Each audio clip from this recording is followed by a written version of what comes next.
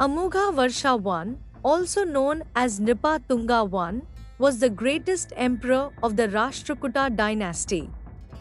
Ruling from 814 to 878 CE, his reign of 64 years remains one of the longest precisely dated monarchical reigns in history.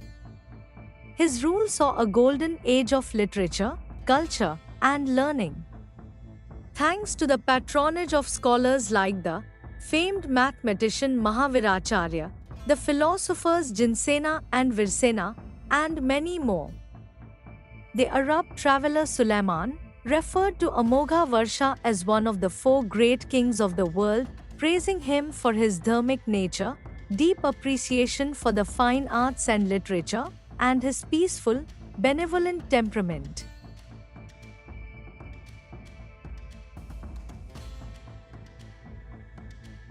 Born in 800 CE on the banks of the Narmada River, Amoghavarsha's birth coincided with his father, Emperor Govinda III's victorious return from campaigns in northern India. A prodigy of sorts, Amoghavarsha ascended the throne at just 14 years old in 815, following his father's death. But his reign wasn't without challenges. A revolt by his own relatives and feudatories temporarily ousted him from power. However, with the help of his cousin Karka, Amoghavarsha regained his throne by 821 after a series of fierce battles, including a notable conflict with the western Ganga king Shivamara II. Despite these early struggles, Amoghavarsha's reign eventually stabilized, and he set about creating a prosperous and culturally vibrant empire. Amoghavarsha was not just a warrior, he was a renowned poet and scholar. He authored Kavi Rajmarga, the earliest known literary work in Kannada, and Prashnottara Ratna Malika, a philosophical treatise in Sanskrit. His love for literature and the fine arts earned him the admiration of contemporaries, with some even comparing him to the great Ashoka for his peaceful and dharmic approach to governance.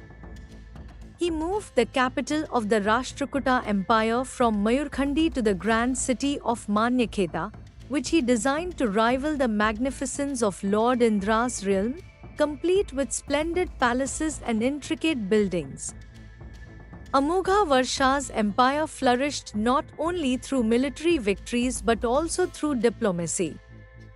He was admired for his peaceful nature and maintained friendly relations with neighboring kingdoms like the Eastern Chalukyas and the Pallavas. His reign saw remarkable victories, like the defeat of the Chalukyas at Vingavalli, which earned him the title Veera Narayana, the victorious son of the world. He married off his daughter, Chandra Balab, to King Butuga I of the Western Ganga dynasty, and another daughter, Revkanimadi, to Prince Eriganga. Even during times of personal trials, Amoghavarsha was known for his compassion. In one legendary tale, when his empire faced a calamity, he offered his own finger as a sacrifice to the goddess Mahalakshmi, earning him the respect of his subjects. But his legacy wasn't just built on military or political achievements.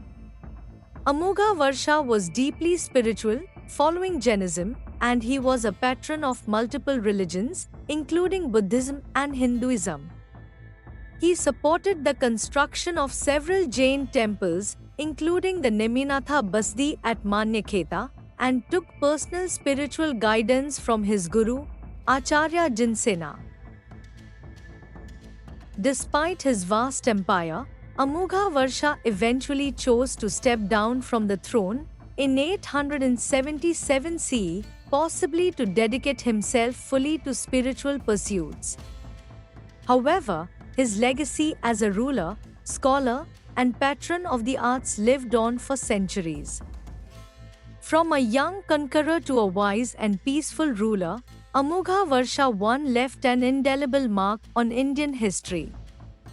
His reign remains a symbol of intellectual brilliance, cultural prosperity, and a ruler's devotion to both his people and his faith. If you enjoyed this deep dive into the life of one of India's greatest emperors, don't forget to like, share, and subscribe for more historical stories. See you in the next one.